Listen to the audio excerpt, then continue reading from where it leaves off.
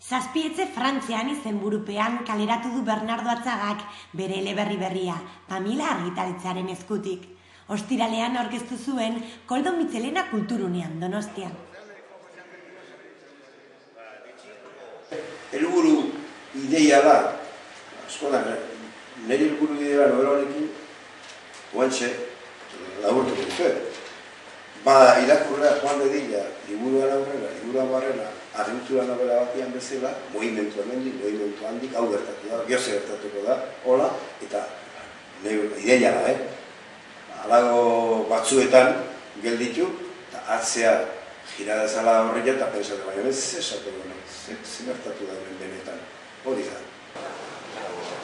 Afrikan kokatu du eleberrian, eta bere hitzetan komisitate beltza erabili du gizakiaren alde zital eta txarrena islatzeko. Arrazoi zuen,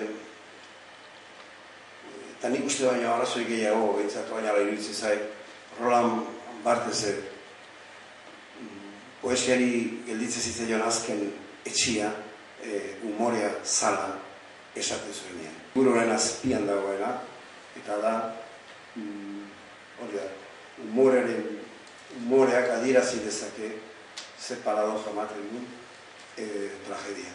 Pensatzen dut, igual, komediaren bitartez, komedia siniestroa izan arren, komedia beltza izan arren, agian,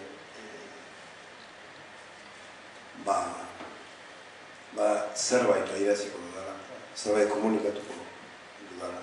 Euskaraz, galizeraz, katalanez eta gaztelaniaz kaleratu dute aldi berean. Aurki portugezera itzuliko duten, eta etorkizunean beste hizkuntzetara itzultzea ez dute baztertzen.